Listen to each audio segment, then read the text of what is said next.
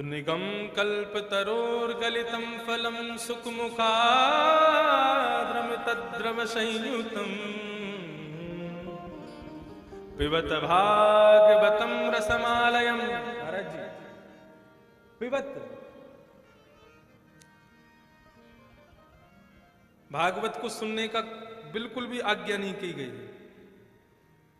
श्रीमद् भागवत को सुनने की आज्ञा नहीं है। जितने भी लोग यहां बैठे हैं कि भैया हम भागवत सुनने बैठे हैं, वो पहले ही सचेत हो जाओ, ये सुनने की जगह ही नहीं है। सुनने क्यों बैठे हो? हम कहें कि भैया चलो दूध को सुन लो, होगा काम? दूध सुनने से काम नहीं होता। मैं बीमार हो जाऊं, डॉक्टर के पास चला जाऊं, डॉक्टर दवाई लिख दे और दवाई लिख के कह दे इन दवाइयों का नाम सुन लो, तुम्हारी बीमारी दूर हो जाएगी, होगा क्या? कभी नहीं होगा।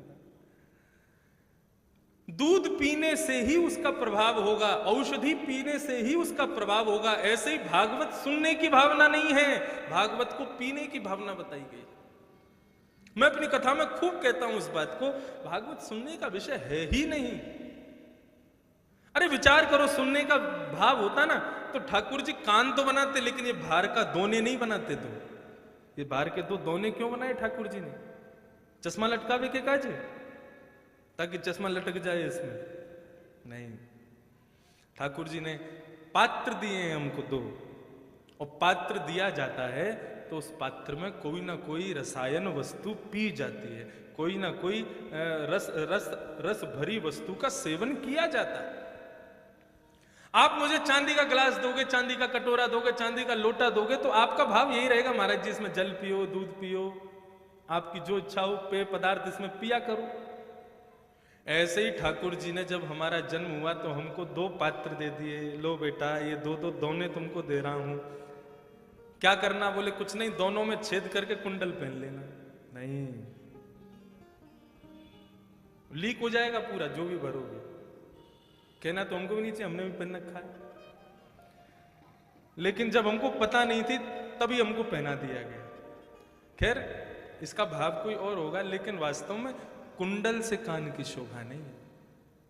कान की शोभा किससे?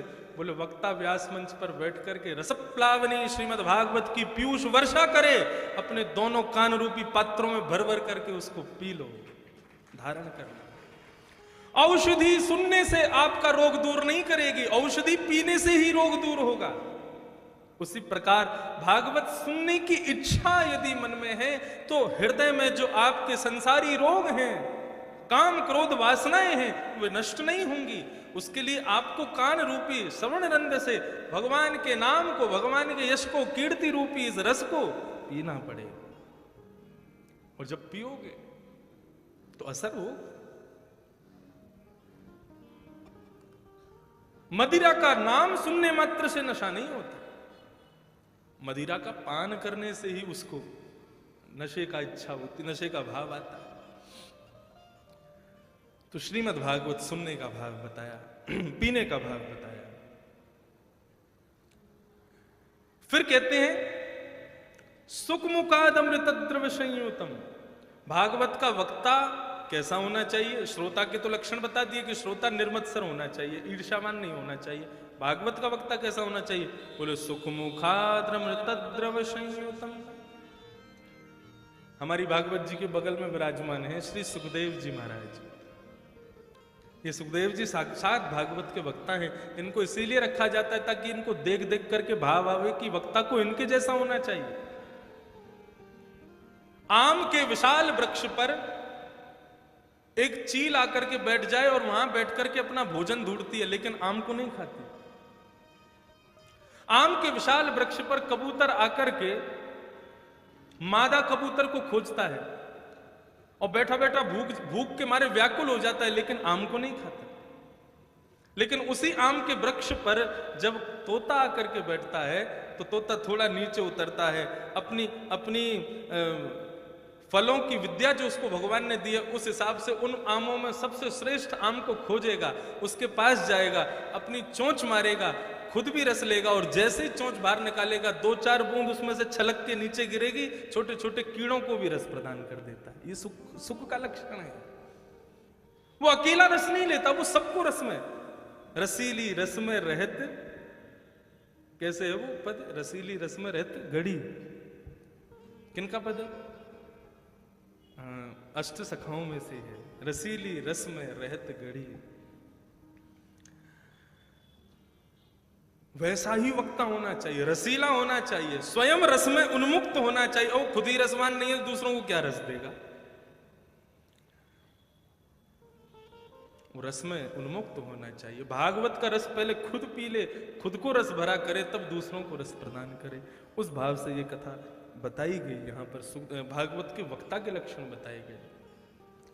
तत्पश्चात सौनकादि ऋषियों ने 7 प्रश्न किए सूत जी से, और उन्हीं 7 प्रश्नों के उत्तर में श्री सूत जी महाराज भागवत की कथा सुना रहे हैं। और उससे पूर्व वे अपने गुरु को वंदन करते हैं। हम भी सुखदेव जी को प्रणाम करें। कि यम प्रव्रजन्तमनुपेतमपेत कृत्यम द्वैपायनो विरह कातरया जुहाव पुत्रेति तन्मयतया तरवो विनेदु तम सर्वभूत हृदयं मुनिमानतोस्मि।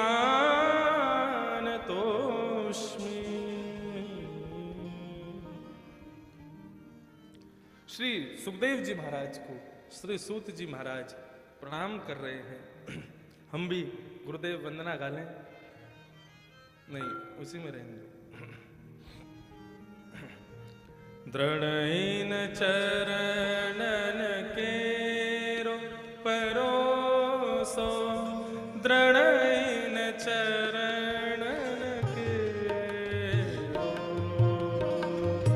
दृढ़इन चरणन केरो परोसो, दृढ़इन चरणन केरो, दृढ़इन चरणन केरो भरोसो, दृढ़इन चरणन केरो, दृढ़इन चरणन केरो भरोसो, दृढ़इन चरणन केरो। श्री वल्लभ नख चंद्र कटाबिन, श्री वल्लभ नख चंद्र छटाबिन, श्री वल्लभ नख चंद्र छटाबिन, श्री वल्लभ नख चंद्र छटाबिन, हे श्री वल्लभ नख चंद्र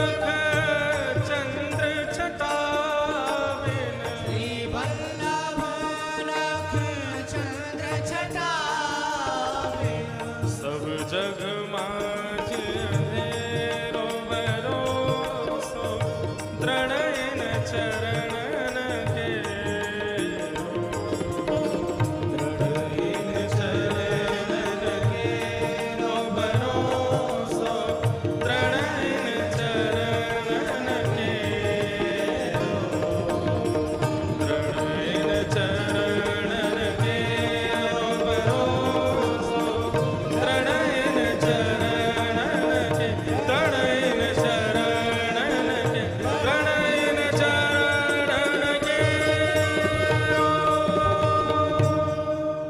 श्री वल्लभाधीश की। श्री सुखदेव जी महाराज की।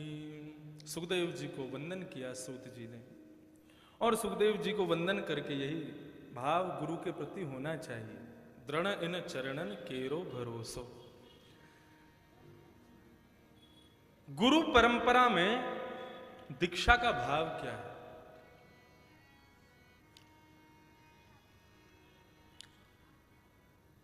दीक्षा का मतलब क्या होता है? सब लोग सावधानी से सुनना।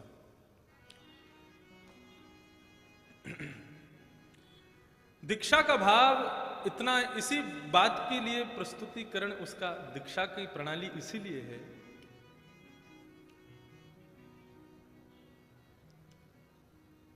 कि जो शिक्षा प्रदान करके मनुष्य की दिशा को बदले, उसी को कहते हैं गुरु दीक्षा। गुरु शब्द का अर्थ क्या? गुकारस्तु अंधकारस्यात् रूकारस्तु निरोधक। जो अंधकार को दूर कर दे वो गुरु। किससे दूर करे? बोले शिक्षा और दिशा दोनों प्रदान कर दे, उसी को कहते हैं गुरु दीक्षा। कई लोग ऐसा भाव रखते हैं अपने हृदय में कि केवल गुरु परंपरा में दीक्षित होने के बाद में फिर कुछ करने की आवश्यकता नहीं है, गुरु जी हमारे कर्णधार हैं, वही हमको पार लगा देंगे। इतना करने मात्र से आप परिपूर्ण नहीं हो पाओगे।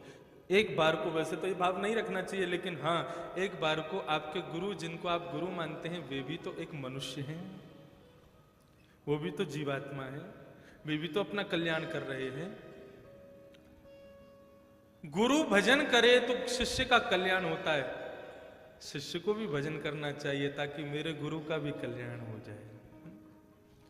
शिष्य को इसी भाव से भजन करना चाहिए कि मैं जो भी भजन करूं उससे जिन्होंने मुझे सही रास्ता दिखाया उनको भी सद्मार्ग की, वे तो है ही सद्मार्ग पर, लेकिन और उच्च स्तर पर उनको भगवत प्राप्ति हो, उस भाव से।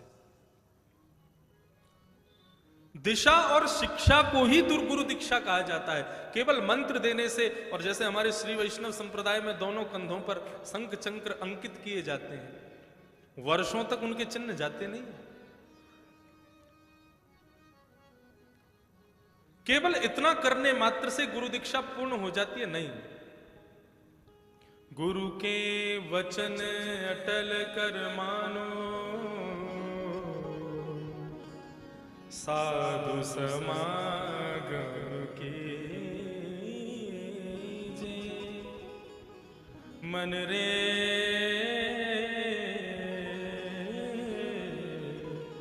कृष्ण नाम कह लीजिए। गुरु के वचन अटल कर मानो। गुरु जी कह दें कि उदयपुर चले जाओ, तो आपका प्रश्न नहीं होना चाहिए कि उदयपुर जाके करें क्या। गुरु जी ने कह दिया चले जाओ तो चले जाओ। आप गुरु को इंसान मानते हैं, गुरु को एक स्वरूप मानते हैं, गुरु को केवल और केवल एक हाड़ मांस का पुतला मानते हैं, तो माफ कीजिए, आप अभी भी गुरु दृष्टि से भिन्न हो। गुरु शरीर नहीं है, गुरु स्वरूप नहीं है। गुरु कौन है? गुरु वाणी होती है। वाणी को गुरु कहा। हमारे सिख भाइयों के यहां पर गुरु रूप में, भगवत रूप में वाणी ही विराजमान है। ये परंपरा हमारी भी यही है।